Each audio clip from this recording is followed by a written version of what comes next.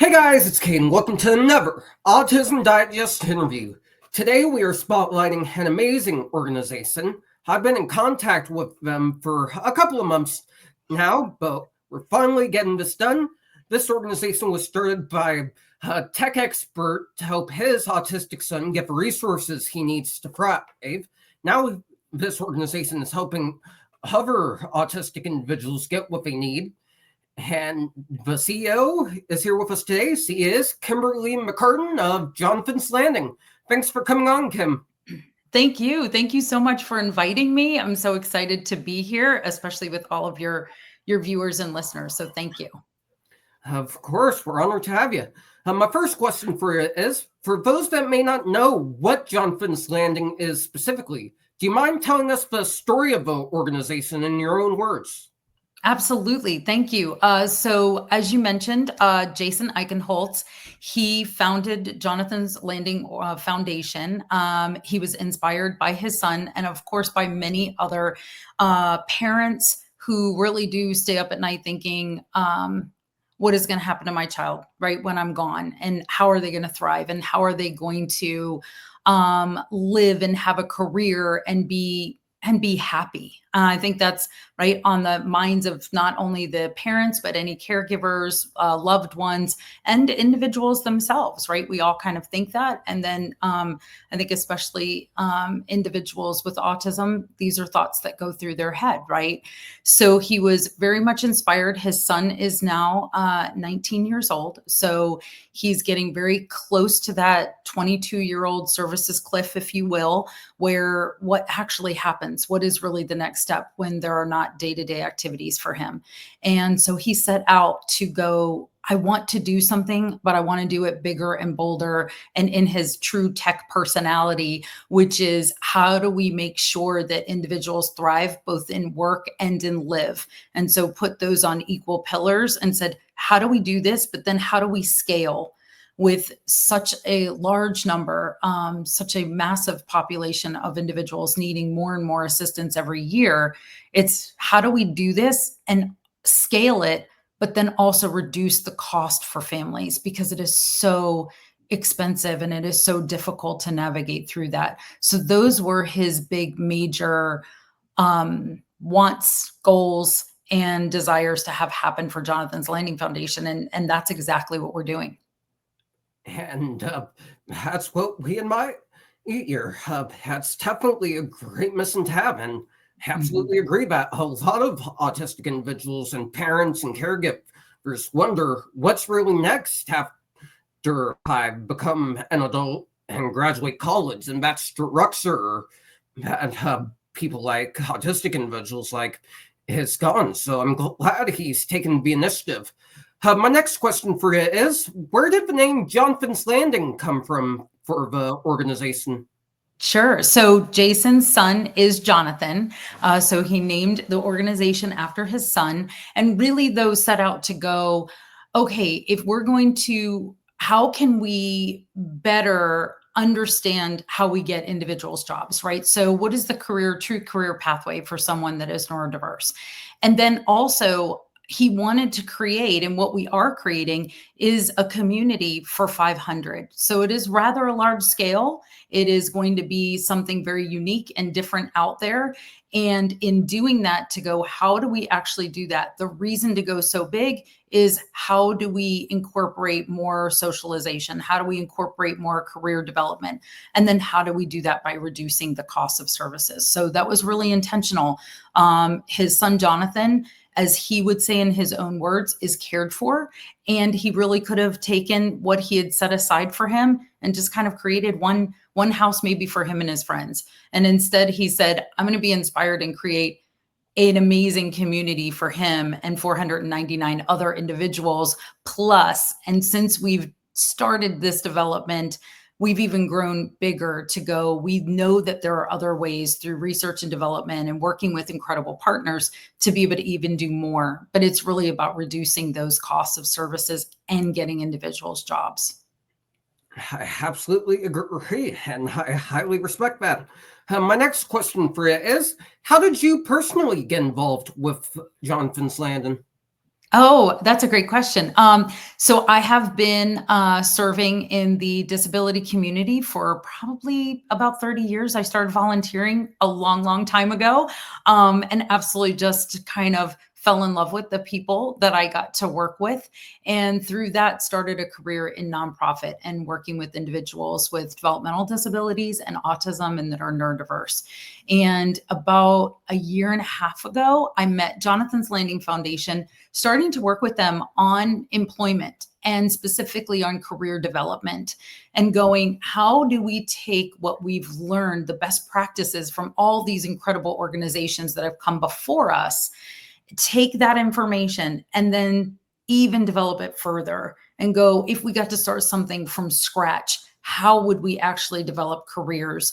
How would we actually start working with people? And so it was my job to set out to kind of put that into motion and then to get, have Jason's dream come to life. So that's how I got introduced. And then about a year ago became acting CEO. And now we are building this incredible organization. That's great. 20 years is definitely impressive. So I'm glad you got involved with this cause early. Mm-hmm. My next question for you is, as of late, there's been several federal nonprofit cuts, many of which impact the autism community specifically. As an acting CEO of a nonprofit, how can our society help fund these nonprofits in order to help better resources for autistic individuals in a society that's not fit for nonprofits right now? Yeah, that's such a great question. And there is a lot going on, right? We have a lot of change happening.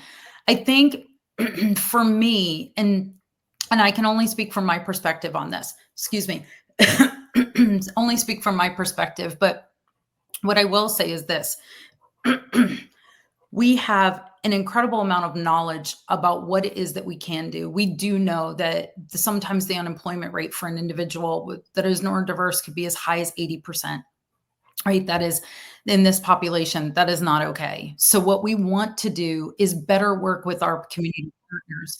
So if there winds up being a lag in government funding or something where we can't get it through, we need to be entrepreneurial. We need to be out there and doing something that's different. So what we did at Johnathan's Landing Foundation is we took amazing different models for careers and how to develop careers. And we went to an industry that really needs more people.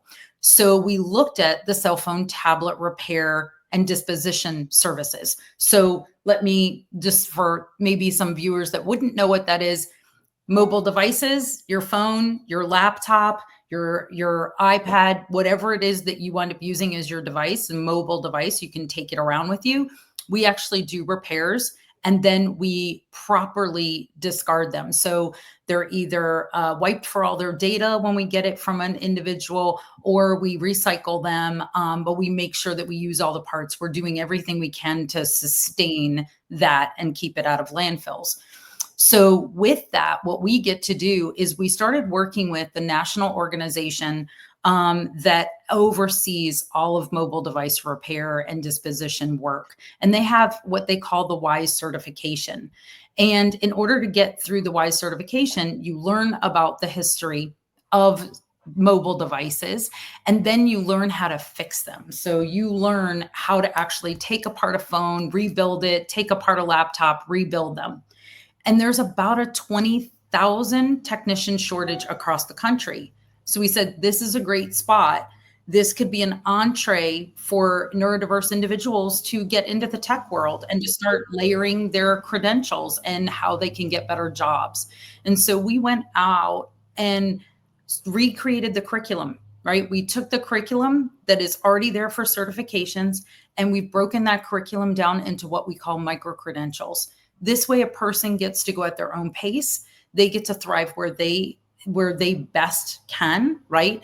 And then we're able to help them get jobs. So we're looking at it where instead of just going, hey, Kaden, what do you love to do? And what is something you might want to do? And then I try to go out there and get you a job in that field. Instead, we're inviting people into our space and saying, are you interested in this work? Is there something you could see yourself doing? And then we help them through the process of getting certified, and that will get them closer to a job. So our goal is going to be, can we get you 85 to 90% ready for a job? And then all that you're needing to do is get used to the environment that you're working in. And I think that, like, the more creative that we can get with how we're actually creating jobs is how we're going to offset when we have a lag in the funding sources available from the government, if that makes sense. Yeah, it makes total sense, and that's a really good idea. I will add that empathy in society is also key to helping to fund these nonprofits.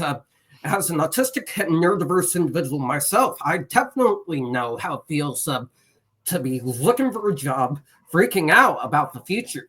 You're especially in the field I'm majoring in personally, which is communications. Those jobs are few and far between, unfortunately, due to AI. So your approach is amazing. And I think if more companies were to take that approach, like have apprenticeship programs for neurodiverse individuals specifically, or internships like a couple companies do already, like Microsoft, we would probably never have the problem of a lack of employment for talented neurodiverse individuals again. So I definitely love what you're doing. My next question for you is, you told me by email that you have a couple of events coming up. Do you want to tell us about those? Sure. And I want to I want to echo what you just said. It is so important.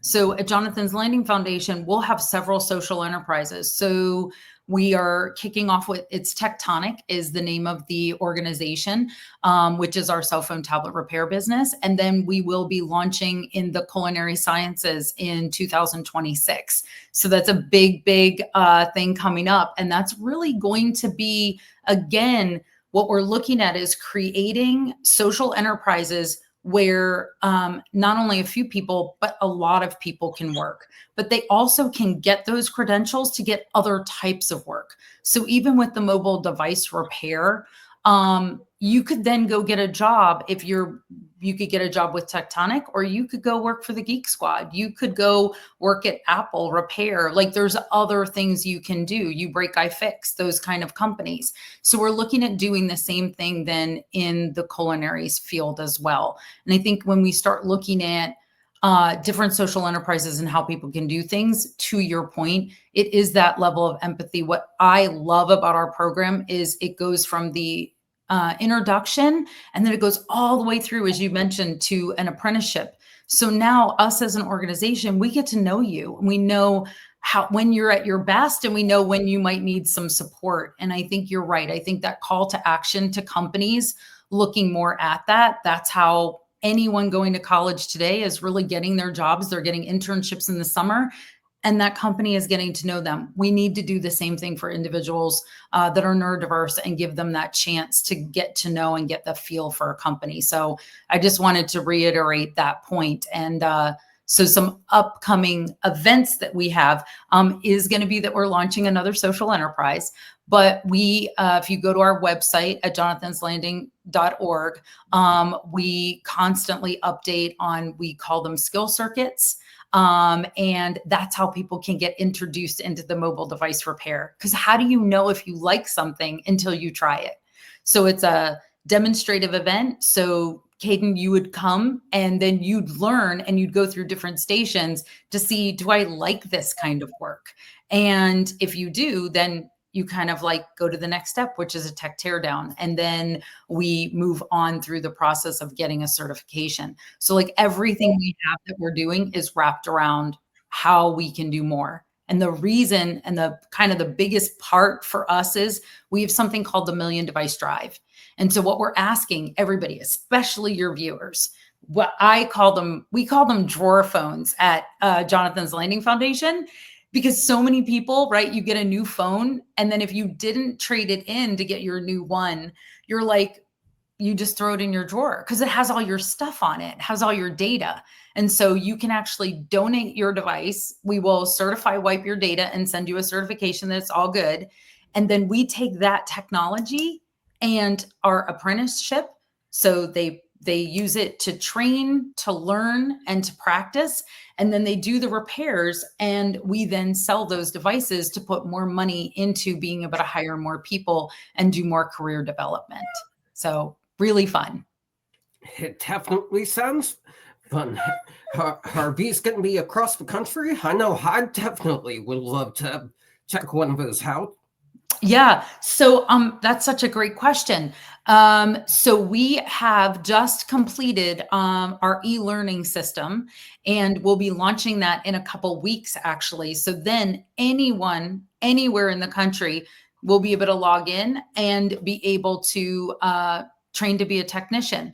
As far as our skill circuits, one of the things that we're looking to do is we're looking to partner with organizations throughout the country, and we'll be launching this in the next couple months, where if your organization already serves individuals that are neurodiverse and this is something that you think you'd like to get involved with, you reach out to us and we will start working with you as an organization. We're already doing that in Orlando. We're working with 12 different organizations right now where we are working with their individuals and helping them get trained and go through their apprenticeship to get jobs. So we can see that scaling across the country.